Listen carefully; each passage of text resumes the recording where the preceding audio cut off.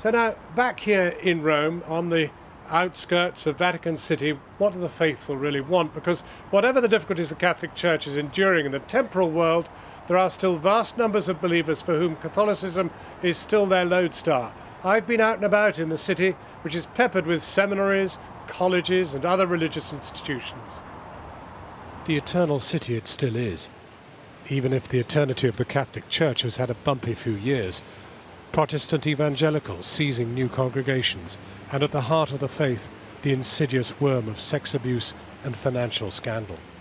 The talk is no longer of the unbroken thread with St. Peter, but of how to resolve the crisis inside the Church itself. More than 1 billion believers, and yet. This is a chapel attached to the Pontifical University of the Holy Cross. Staff and students are coming by to pray. The conclave for them is completely dominant in their thoughts.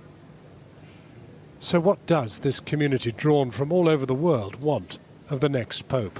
Probably the most important thing is, and this will, maybe it sounds a bit trite, but a Pope after the heart of God.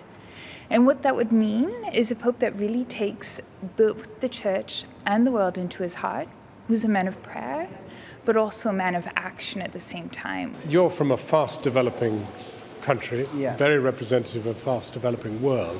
Yeah. Do you want a Pope from your world? Well, I think it will be hard this time to have a Pope coming from the Americas, but it will be someone, the Pope should be someone who has a pastoral approach, someone who really wants to be saint, someone who knows how to take care of people.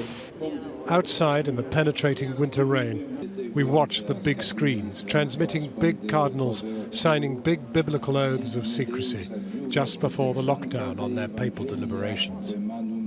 But not many people have come specially. There's been no papal funeral to draw the pilgrims. Benedict is still very much alive up the road. So who is watching? Where do you come from? We come from Israel, but we don't speak. Brazil. Brazil! Brazil! Great. You may win. Your man may win. To me, it doesn't really matter. Whoever's best for the job is who I think should win. You think the Catholic Church is in good shape? I'm not so sure about right now, but hopefully it'll get better.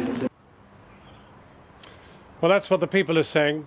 I've covered, I think, now 3. This is my 4th conclave. And people ask me how have things changed since John Paul I in 1978. Some things don't change at all. Just look at the backdrop. I mean, this is the window which the new Pope will come out and emerge maybe 3 days from now, according to the Cardinal earlier.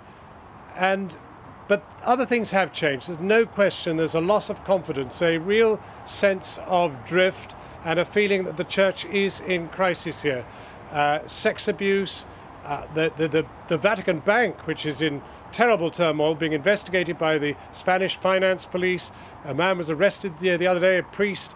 He's charged with allowing his lawyer to launder $30 million through the accounts here. So there's a lot of difficulty, but still a big church. Back to you, Krishnan.